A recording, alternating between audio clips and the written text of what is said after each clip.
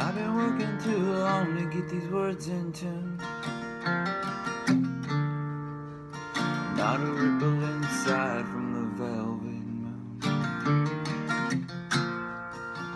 Another night's too light from all the fireflies. Another night to reconcile with a look in your eyes. But then I know what I can feel, 1975. Rock and roll's the only way for me to testify that broken hearts and broken homes are always good to be sold. But I'll keep on waiting on my thunder road.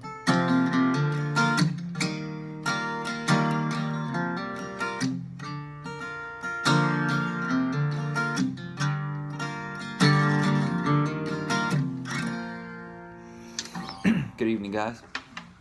So, oh shoot, I usually make a few notes so I can keep my thoughts straight, but I did not do that. Anyway, a couple things I have on my mind. I had a student ask me a question a couple days ago, and she was curious as to how to, she needed to play in the key of B flat, but she wanted to use G-shaped chords, right? So, you know, chords like G. I suck at guitar sometimes. Like G's, D's, E minors, and C's, right? Similar to what I was just playing, you know.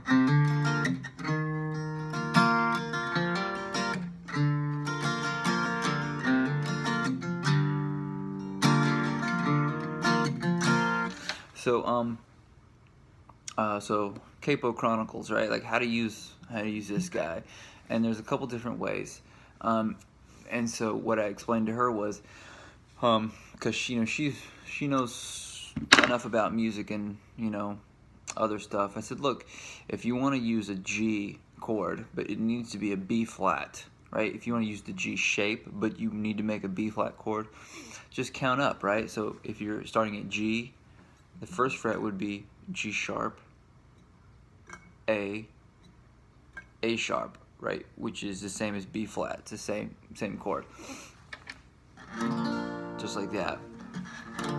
Right, so that's that's kind of, if you think of your chromatic scale, that's that's generally the easiest way to navigate how to create the correct chords. So the thing you want to do as guitar players, if you're in a group, please don't call this a G chord, because it's not. Especially if you're playing with bass players, piano players, basically anybody else that's not playing a guitar is gonna not know this as a G chord, because it's not a G chord. The shape is G, but the chord is B flat. And so if you think, you can quiz yourself, right? Think about, well, what is the D shape? Well, the D shape would be D in the open position, D sharp, E, F. So it's an F chord. So it's really not, if you know your chromatic scale or the order in which the notes are happening, it's pretty simple to come across. The other way that you can think of this, and I've probably mentioned this before, right? If you're playing the G shape, you know that this note, right, this one right here, is the root of the chord. The root note of the chord tells you what the chord actually is. It doesn't tell you the quality of the chord, but it tells you the name of the chord. So I know that this is a B flat note, so the chord is B flat major. I know that it's a major chord because the shape that I'm playing is a major shape. If I was playing like this, it'd be B flat 7, or I could play B flat minor, right? Because I'm playing B flat, and then the shape that I'm employing here is a minor shape.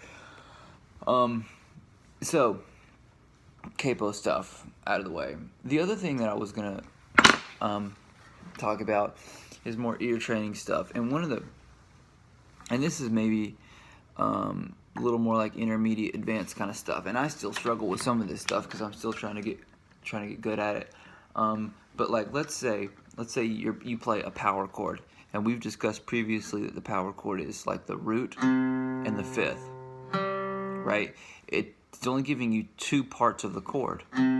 So there's one part that you're leaving out, right? So all I'm going to want you to do is sing the note you're not playing. Da, da, da. You can go da, da. You can go la, la. You can go any sound. It doesn't matter. Just hear the sound that's missing. Dum, dum. There, I did a minor third. Did you hear that? Dum, dum, dun, dun, dun, dun, dun, dun, dun, dum. There's the major third. Dum, dum, dum. So it's a little tricky, right? But you're training your ear to hear the note and sound out the note that you're not playing on the guitar. And so there you're playing the root and fifth on the guitar, and you're singing the third. It's a little bit tricky. Actually, it's really hard. I'm not gonna lie. If you've never done that before, if you're not really comfortable singing pitches and stuff, it can be really hard. So the other way, there's a couple other ways that you can do this. The other one is to play the root in the third of the chord. So, and sing the fifth. Dum, dum, dum. I'm singing dumb. I don't know why I'm singing that. La, la, la.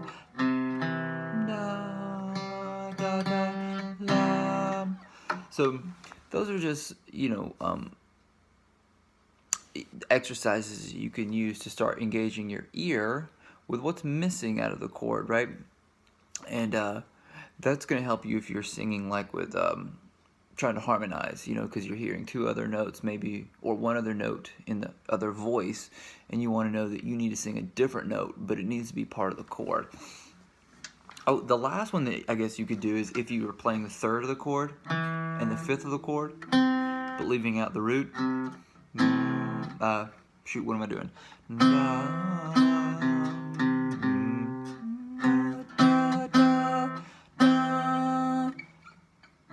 3, 5.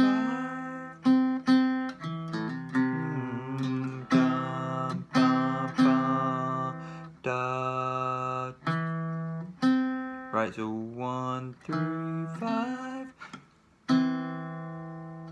Sorry, I'm playing 3 and 1. You guys would think that I would know what I'm doing here. Okay, so let's do this one more time. It's really late. Actually, it's not even midnight yet. So obviously my brain is not working. Dum, 1, 3, 5. Dum, makes your chord. So anyway, it's been an extremely long week, and it's getting longer. The next couple weeks are going to be, actually this whole month is packed, man. Songwriting workshops on Saturday, which is going to be really fun. Rehearsals on Sunday. I'm going to Alabama, going to Birmingham, I'm going to Florida. So yeah, lots of travel, lots of work. This is awesome. Oh, the other thing I was thinking about, I have a student who she's taking culinary arts as her elective, which I thought that was awesome, being able to, it's just different than home ec, right? Home ec is, I suppose, where they're a little bit of cooking, but mainly, what am I saying? I never took home ec. I don't know what they do in there. But she's taking culinary arts, which is, I guess, like, cooking and stuff. But she says, she's been in school now for what, 5 or 6 weeks, and she's like, they've not even done anything yet. They've never cooked anything yet, and they've just been talking about, like, sanitation and safety and stuff like that. And I guess they don't want people to cut their fingers off. And I thought to myself, how great would it be if you had a high school course where they would teach you how to do, like, minor surgery? Like, if you cut your finger off, if you were capable of sewing it back on, how convenient would that be to have, like, the ability to do minor surgery, sewing your finger on, or, could you take your own appendix out? I guess, is that, or let's say if you could take your friend's appendix out. That could be pretty cool. Maybe they should teach that in high school. Anyway, I thought that could be super valuable. I'm not sure what they're learning in high school, but my vote is for, you know, minor surgery. You start doing that stuff at home. Stop taking it to the hospital. Anyway, please hit the thumbs up, subscribe to the channel. I'm supposed to tell you guys this. I hope you enjoy the videos. I enjoy doing them. I hope that I can visit and do more of these more frequently. This is a super busy month though, so I'm gonna try to hit you guys up, you know, three times a week probably, realistically. So listen, if you have questions, please find me. I'm easy to track down. You can leave a comment or you know, call me. I'm pretty easy to get a hold of. Yeah, and please share this with someone who you think might enjoy it, and I hope that if you did not find this educational, that you at least were entertained. So anyway, till next time, peace.